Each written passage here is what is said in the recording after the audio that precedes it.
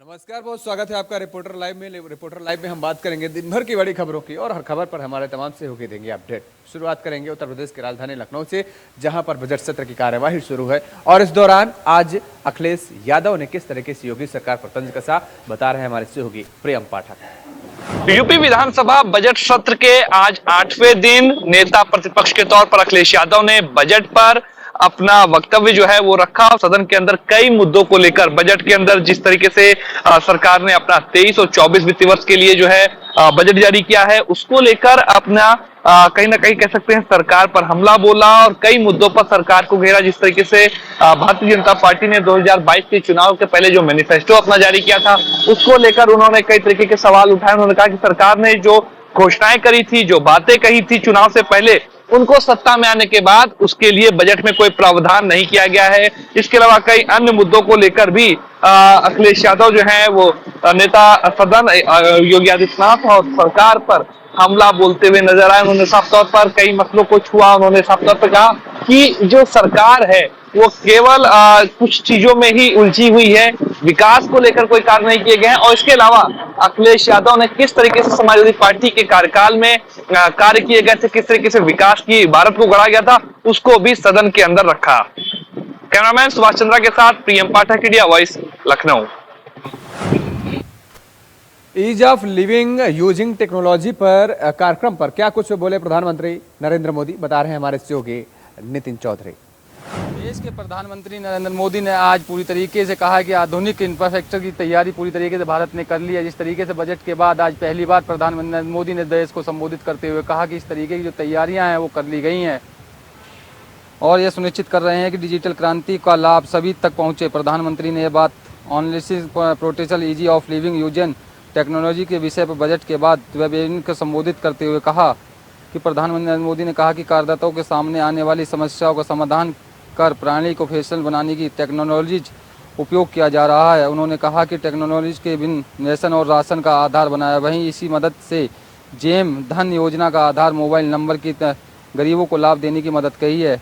वहीं पर मोदी ने कहा कि 5G और SI की जो जैसी तकनीकों पर चर्चा की जा रही है और यह चिकित्सा, शिक्षा, कृषि और कई अन्य क्षेत्रों को बदलने के लिए तैयार है। प्रधानमंत्री ने आम आदमी के सामने आने वाली 10 समस्याओं क्षेत्र की पहचान करने के लिए भी किया गया है, जिन पे जो है FIR और उपयोग का हल किया जा सकता है।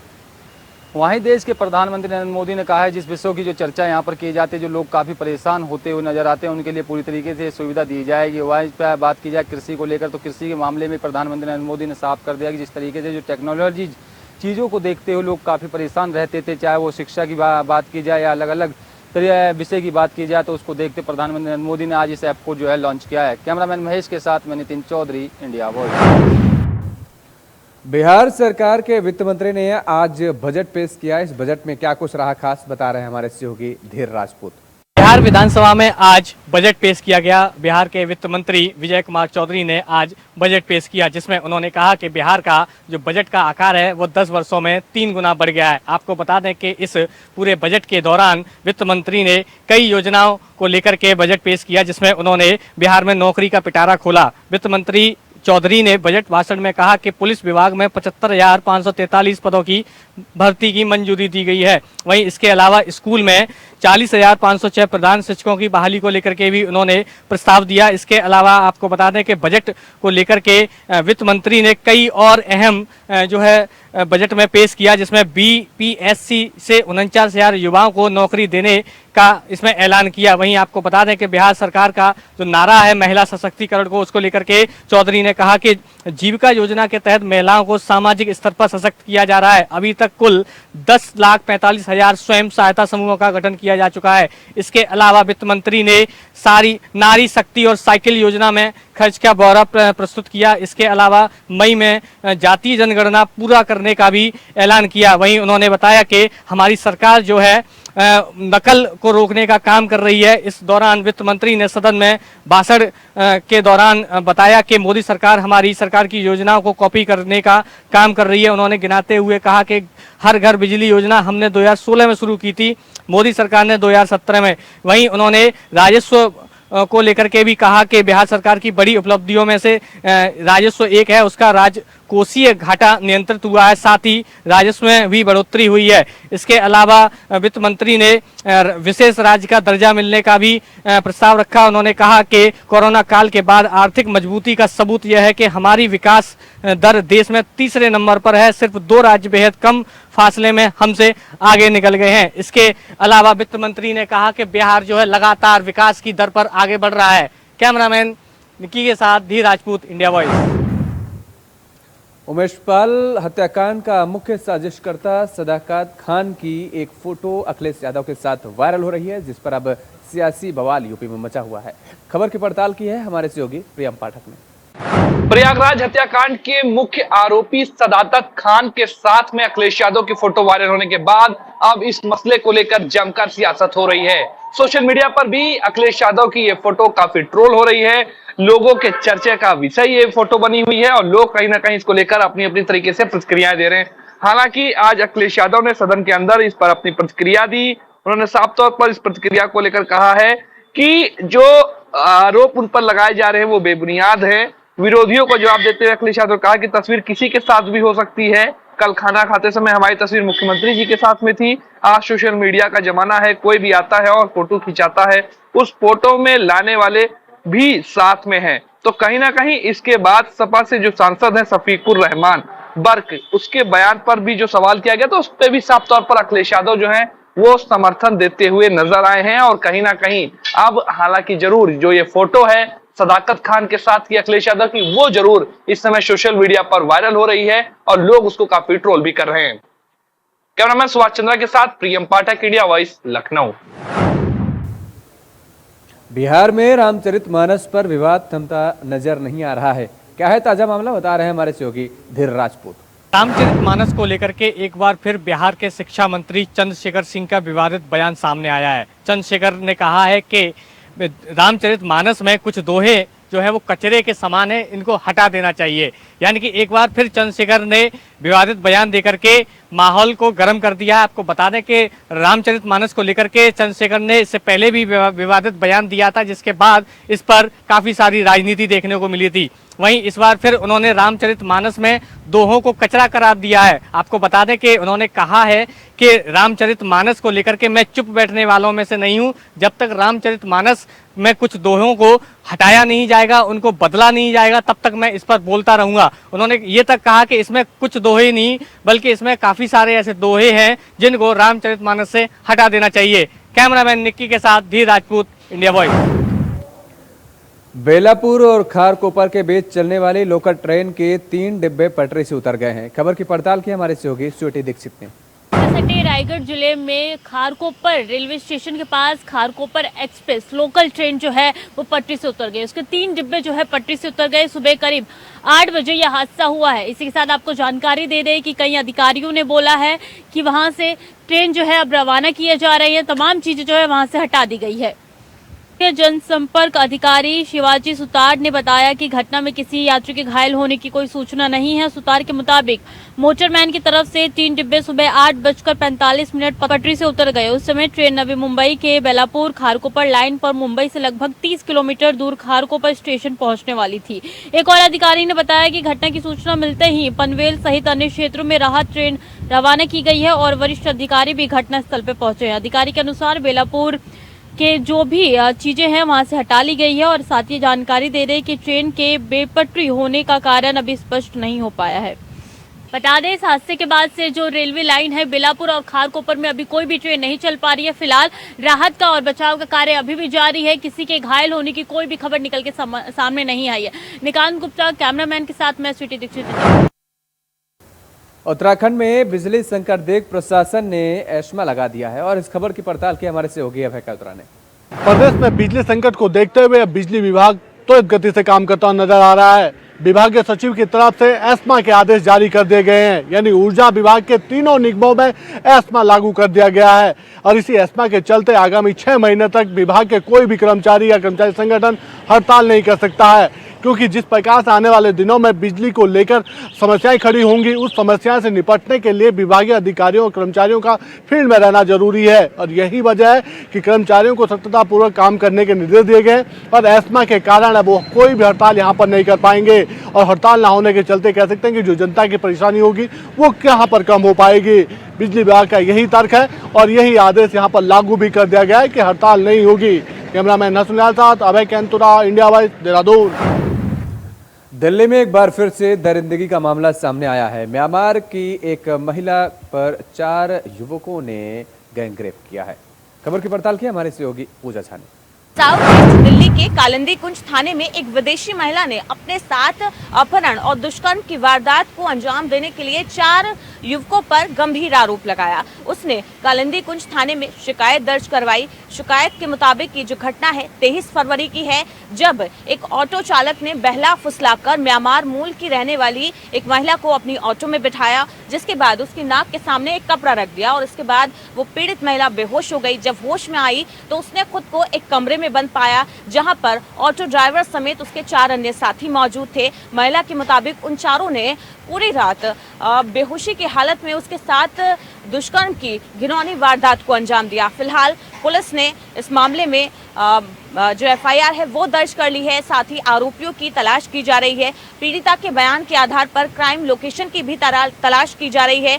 2 जो मददगार युवक थे उनकी तलाश दिल्ली पुलिस ने की है और उनके खबर के मुताबिक क्राइम लोकेशन तलाशी जा रही है। साथ ही जो 4 मामले में मुख्य आरोपी हैं ऑटो ड्राइवर समेत, उनकी तलाश में दिल्ली पुलिस जुटी हुई है। दिल्ली पुलिस विस्तृत तरीके से इस मामले की जांच कर रही है। दिल्ली पुलिस का दावा है कि जल्द से जल्द आरोपियों को गिरफ्तार कर लिया जाएगा। आरोपियों की गिरफ्तारी के लिए दिल्ली पुलिस ने टीम भी बनाई है, टीम गठित की है और जल्द से जल्द सभी आरोपियों को गिरफ्तार कर लिया जाएगा। कैमरामैन शांकी के साथ पूजा झा।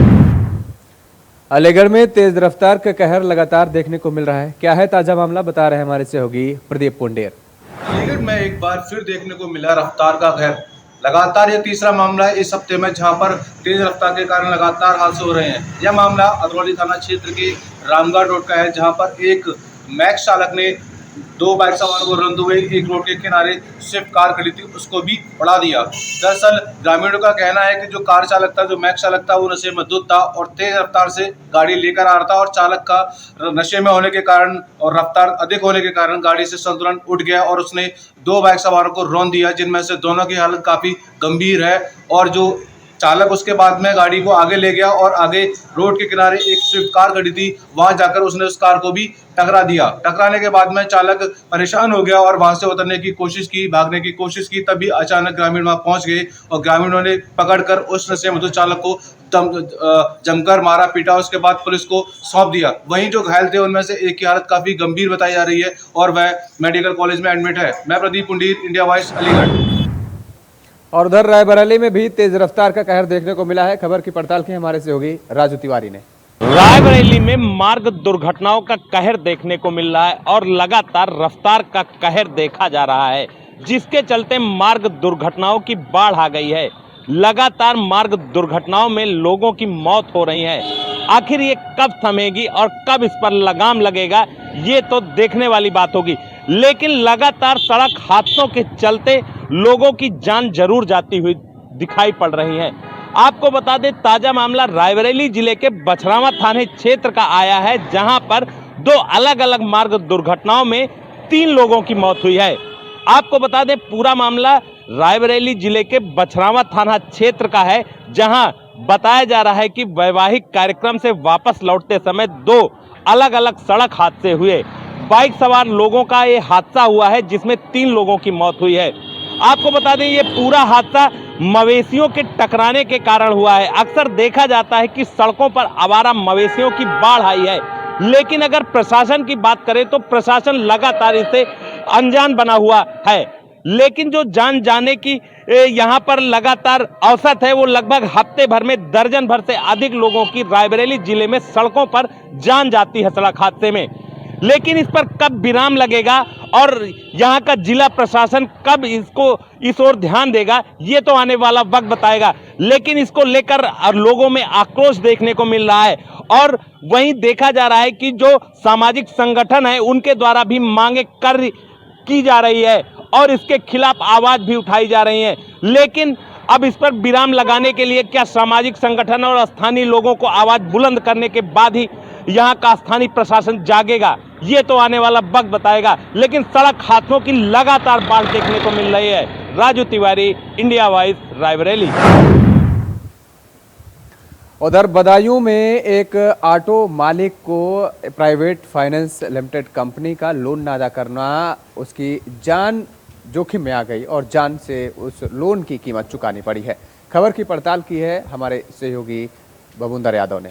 बदायूं जिले में एक सनसनी करने वाला मामला सामने आया। आपको बता दें कि एक व्यक्ति को लोन लेना भारी पड़ गया, जिसे अपनी जान गंवाने के बाद उस लोन का चुकता भी नहीं हो पाया। आपको बता दें पूरा मामला बदायूं जिले के जो थाना मूसा जाका है वहाँ के ग्राम गिधौल का है, जहाँ पर एक गरीब व्यक्ति ने टेम्पो लेने के लिए परिवार की आर्थिक स्थिति को ठीक ना होने के कारण लोन लिया था। लोन लेने के बाद वह अपना टेम्पो चला रहा था, जिससे उसके पालन पोषण परिवार का हो रहा था। वहीं उस परिवार को आर्थिक तंगी आने के बाद वह लोन की किस्त नहीं दे पाया। किस्तें न जमा होने से फाइनेंस वालों ने उसे इतना टॉर्चर किया कि उसको अपनी जान गंवानी पड़ गई। वहीं जान गंवाने के बाद उस लोगों को भी अभी तक शांति नहीं हुई। भाई उसके पुत्र जो है सतीश, उसने आरोप लगाया है कि मेरे पिताजी को फाइनेंस वाले लगातार प्रताड़ित कर रहे थे और मुकदमा लिखवाने की बात कर रहे थे, जिससे वह काफ़ी परेशान चल रहे थे, जिसके कारण उन्होंने अपनी आत्महत्या करने के लिए मजबूर हो गए। आत्महत्या करने के बाद उस टेम्पो चालक की मृत्यु हो गई। अब देखना यह होगा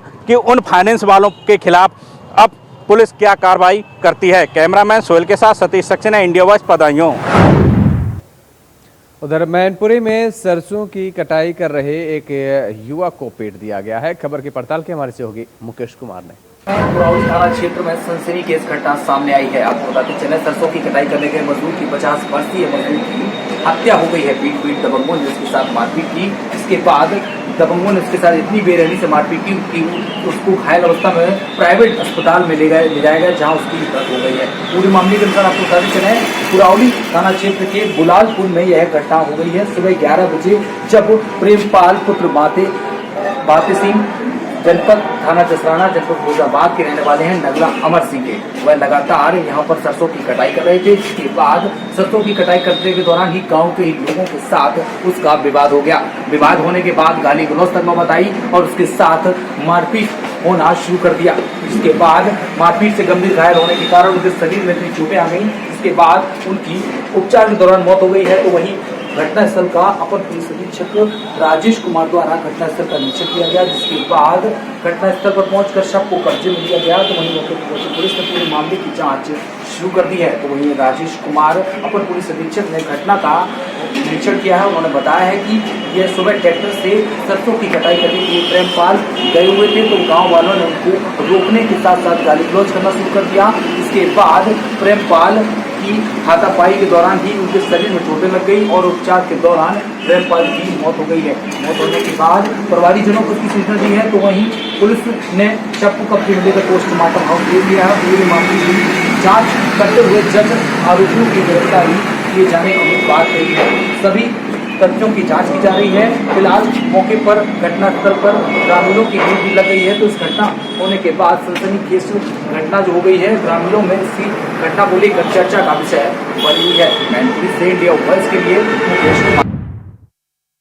बस्ती में पुलिस और बदमाशों के बीच मुठभेड़ हो गई है। खबर की पड़ताल की हमारे सहयोगी बबूंदर यादव ने। परशुरामपुर थाना क्षेत्र में पुलिस और बदमाश में हुआ मुठभेड़। आपको बता दें कि मुठभेड़ जो कि बस्ती जिले के 27 तारीख को जो है सीएससी संचालक पर लूट करने के लिए जो सीएससी संचालक पर बदमाशों ने गोली चलाई, जहां पर जो है लगातार उसके लिए उसकी छानबीन पुलिस कर रही थी। वहीं आपको बता दें कि जहां पुलिस जो है मुखबिर की सूचना पर जो है घेराबंदी की और घेराबंदी के दौरान बदमाश के द्वारा जवाबी फायरिंग किया गया। वहीं पुलिस और बदमाश की मुठभेड़ के दौरान बदमाश के पैर में लगी गोली और गोली लगने के बाद वहीं बदमाश की तरफ से जो फायरिंग किया गया तो वहीं पुलिस के हाथ में भी लगी गोली। आपको बता दें कि जो है पुलिस और बदमाश की जिस तरीके से मुठभेड़ हुआ उसमें बदमाश के पैर में गोली लगी और बदमाश के पास से एक अवैध असलहा और जो है कुछ गोलियां बरामद हुई। और आपको बता दें कि जिस तरीके से बताया जा रहा है कि पुलिस भी जो है खतरे से बाहर है और बदमाश भी जो है गोली लगने के बाद भी उस जिला अस्पताल में भर्ती कराया गया, लेकिन वो भी खतरे से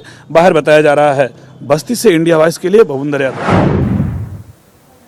अयोध्या के विकास के लिए प्रदेश और राज्य की सरकारों ने, वहां केंद्र की सरकारों ने बजट का खजाने का द्वार खोल दिया है। खबर की पड़ताल की हमारे सहयोगी अभिनव आनंद ने। बंदे बनकर तैयार हो रहा है। वहीं दूसरी तरफ योगी सरकार राम भक्तों को डबल डेकर क्रूज की सौगात भेंट कर रही है। जी हाँ, बिल्कुल सही सुना आपने जी। इस समय हम मौजूद हैं गुप्तार घाट पर, जो भगवान राम की गुप्त स्थली भी मानी जाती है। यहाँ पर डबल डेकर की सौगात भी, पीछे साफ तौर पर आप देख सकते हैं कि यही वो 3 सेट लगाया जा रहा है। यहीं पर डबल डेकर की क्रूज निर्माण के लिए प्रक्रिया शुरू हो गई। इसके लिए गुप्तार घाट पर सरयू किनारे वर्कशॉप तैयार हो रहा है। केरल से क्रूज के पार्ट्स अयोध्या के इसी वर्कशॉप में पहुंचेंगे और फिर उसका असेंबल करके क्रूज का निर्माण किया जाएगा। क्रूज का डबल डेकर होगा। इसकी लंबाई लगभग 26 मीटर और चौड़ाई 8.3 मीटर मानी जा रही है। यह क्रूज ईंधन से चलने के बजाय सोलर पैनल से संचालित होगा और सोलर पैनल से एनर्जी स्टोर करने के लिए बैटरी का एक बड़ा पैनल भी लगाया जाएगा। इसके प्रथम तल पर लगभग 72 से 700 लोग बैठ सकेंगे जगह होगी, और जबकि ऊपर तल पर पूरी तरह खाली होगा, जहां श्रद्धालु खड़े होकर आनंद विहार कर सकेंगे। इसी कार्यक्रम का आयोजन भी होगा। प्रोजेक्ट में जॉन मैथ्यू ने साफ तौर पर कहा कि पूरा सामान केरला से लाना पड़ रहा है। इसका रॉ मटेरियल और मोल्ड भी सब केरला से आएगा, और जिसमें 100 लोगों की कैपेसिटी और क्रूज के लिए बेडरूम, टॉयलेट आदि सामान भी रखे जाएंगे। इंडिया वॉइस के लिए अयोध्या से अभिनव। देहरादून में कैसे सरकारी सैकड़ों बाइकें फाक रही हैं धूल। खबर की पड़ताल की हमारे सहयोगी अभय कैतुरा ने।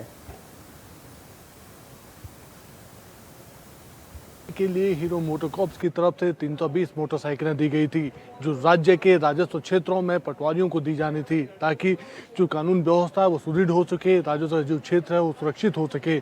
लेकिन 1 माह बाद भी ये मोटरसाइकिलें अब भी धूल फांकती नजर आ रही है। ना तो शासन की तरफ से इसका संज्ञान लिया जा रहा है, ना विभागीय अधिकारी कोई उस पर कार्रवाई करते नजर आ रहे हैं। ऐसे में समझा जा सकता है कि जो मोटर बाइकें व्यवस्था को सुधारने के लिए दी गई थी, लचर जो सिस्टम था उसे सुदृढ़ करने के लिए दी गई थी, वो आज झाड़ियों में फांकती हुई नजर आ रही है। ऐसे में जरूरत है सरकार को इस बात का संज्ञान लेने की कि जो व्यवस्था सुधारने के बाद अपने वादों में करती है, घोषणाओं में करती है, उसे धरातल पर भी उतारा जा सके। कैमरामैन हसनैन साथ अभय कैंतुरा, इंडिया वॉइस, देहरादून। हमीरपुर में दहेज न मिलने की वजह से दूल्हा फेरों से पहले ही भाग गया। उसके बाद क्या हुआ, बता रहे हैं हमारे सहयोगी रूपेश गुप्ता। आज हमीरपुर में हैरान कर देने वाला एक मामला सामने आया। चित्रकूट से मौदहा बारात आई हुई थी और वहां पर जैसे ही बारात घर के दरवाजे पहुंचती है, जयमाल का कार्यक्रम स्टार्ट होने वाला होता है, तो दूल्हा डिमांड करता है सोने की चैन की। सोने की चैन नहीं देने पर उसके परिजन समझा बुझाकर दूल्हे को मनाते हैं और सोने की चैन की ये कहते हैं कि चलिए ठीक है, आप जयमाल करिए, सभी कार्यक्रम करिए, इसके बाद हम आपको सोने की चैन देते हैं। लेकिन जैसे ही जयमाल हो जाता है और भौरी का कार्यक्रम जैसे ही स्टार्ट होने वाला होता है, तो उस समय जो दूल्हे के परिजन हैं, उनकी जो बुआ हैं, वो डिमांड करती हैं सोने की चैन की, और उसी बीच दूल्हा भौरी और के कार्यक्रम में नहीं शामिल होता है और दूल्हा वहाँ से फरार हो जाता है। फरार होने के बाद जब दूल्हे की तलाश की जाती है तो दूल्हा मौके पर नहीं मिलता है।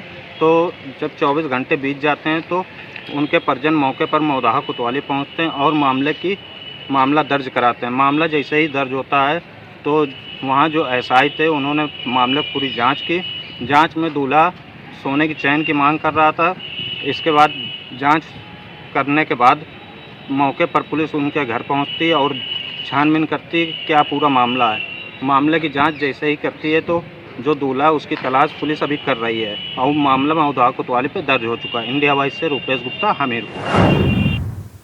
अमरोहा में झांसा देकर धर्मांतरण करने का मामला सामने आया है। खबर की पड़ताल की हमारे सहयोगी मोहम्मद इमरान ने। अमरोहा के युवक का दिल्ली में शादी का झांसा देकर दिल्ली में मकान दिलाने और सरकारी नौकरी दिलाने का धर्म परिवर्तन कराया, जिसके बाद पीड़ित ने पुलिस से शिकायत दर्ज कराकर मुकदमा दर्ज कराया। सारे मामले में पुलिस ने मुकदमा दर्ज कर लिया और सीओ सिटी इसमें जांच कर रहे हैं। जांच के बाद कार्रवाई होगी।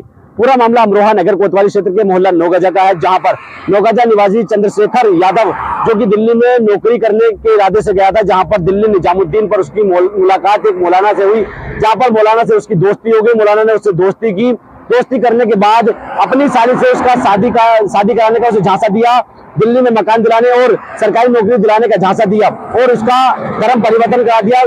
उसका आरोप है कि नशे की दवाई देकर उसका खतरा भी कराया, जिसके बाद उसने शादी करने के लिए कहा तो मौलाना ने इनकार कर दिया, जिसके बाद उसने लगातार शिकायतें की। मुख्यमंत्री पोर्टल पर भी आरोपी मौलाना के खिलाफ शिकायत दर्ज की थी, जिसके बाद इसमें एसपी के आदेश के बाद मुकदमा दर्ज कर लिया। सीओ सिटी विजय राणा ने मुकदमा दर्ज होने की पुष्टि की है। साथ ही सीओ सिटी ने कहा है कि इसमें जांच की जा रही है, जांच के बाद जल्द ही विधिक कार्रवाई अमल में लाई जाएगी। वहीं चंद्रशेखर का कहना है कि उसका जबरदस्ती धर्म परिवर्तन कराया गया, जिसके बाद उसने योगी सरकार से कार्रवाई की गुहार लगाई है। अमरोहा से इंडिया वॉइस के लिए मोहम्मद इमरान की रिपोर्ट। हरदोई में प्रेम प्रसंग के चलते एक युवती की आत्महत्या का मामला सामने आया है। खबर की पड़ताल की हमारे सहयोगी आनंद त्रिवेदी ने। युवती ने अपनी जीवन लीला समाप्त कर ली। आपको बता दें कि आज एक युवती ने अपने घर के अंदर अपने ही दुपट्टे से अपने कमरे में फांसी लगाकर आत्महत्या कर ली है।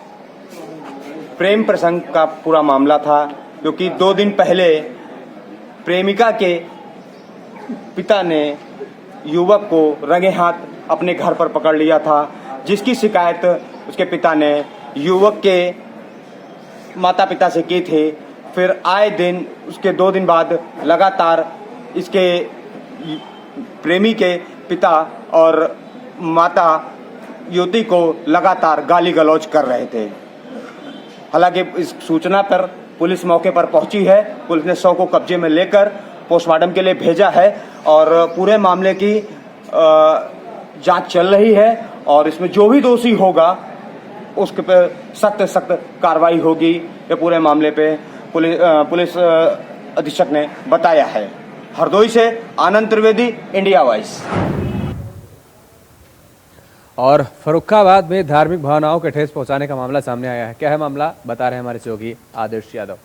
में उस समय हड़कंप मच गया। एक जो है बीड़ी मालिक कंपनी के बीड़ी मालिक ने जो है एक बंडल बनाया, जिस पर कृष्ण भगवान की फ़ोटो लगा दी। जो फ़ोटो लगने के बाद जो है बीड़ी का बंडल जगह जगह दुकानों पर सेलिंग हुआ। उसके बाद जो है हिंदू संगठनों के पास ये खबर पहुंची। खबर पहुंचने के बाद हिंदू संगठन एकत्र हुए और बड़ी संख्या में एकत्र होकर हिंदू संगठन के लोगों ने दुकानों पर जाकर छापे मारे, जहां से बड़ी संख्या में कृष्ण भगवान के रेपर लगे हुए बंडलों को पकड़ा और पकड़ने के बाद जो है उनने पुलिस को सूचना दी। पुलिस मौके पर पहुंची और पहुंचने के बाद पुलिस ने जो है तत्काल प्रभाव से मुकदमा पंजीकृत कर जो है बीड़ी मालिक कंपनी के खिलाफ मुकदमा दर्ज कर आरोपियों की तलाश में जुट गई है। और मामला हिंदू संगठन के संज्ञान में आने के बाद जो है लगातार जो है जिस तरीके से हिंदू भावनाओं के साथ खिलवाड़ किया जा रहा है, उस तरीके से आए दिन फर्रुखाबाद में मामले देखने को मिलते हैं। जिस तरीके से मामला ये बताया जा रहा है वो जहानगंज थाना क्षेत्र का बताया जहाँ पर दिलसाद नाम के युवक की बीड़ी की फैक्ट्री है, वहाँ जो है बीड़ी बनती है और जिस तरीके से बीड़ी बन के वो जो है गैर जनपदों में सेल की उसकी बिक्री की जाती है, डिस्ट्रीब्यूट की जाती है। उसके बाद जो है जिस तरीके से बीड़ी छपकर डिस्ट्रीब्यूट की गई, उसी तरीके से बीड़ी पर भगवान कृष्ण की मूर्ति छपी थी और उसके बाद जो है उसका नाम भी बीड़ी के बंडल का पूजा रखा गया था, जिससे हिंदू संगठनों में काफ़ी आक्रोश है। और उसके बाद जो है पुलिस को तहरीर दी गई। तहरीर देने के बाद पुलिस जो है मुकदमा दर्ज कर आरोपियों की तलाश में जुटी हुई है। मामला जहानगंज थाना क्षेत्र का बताया जा रहा है। फर्रुखाबाद से इंडिया वॉइस के लिए आदेश यादव। रिपोर्टर लाइव में आज के लिए फिलहाल इतना ही। कल फिर होगी मुलाकात, तब तक के लिए नमस्कार।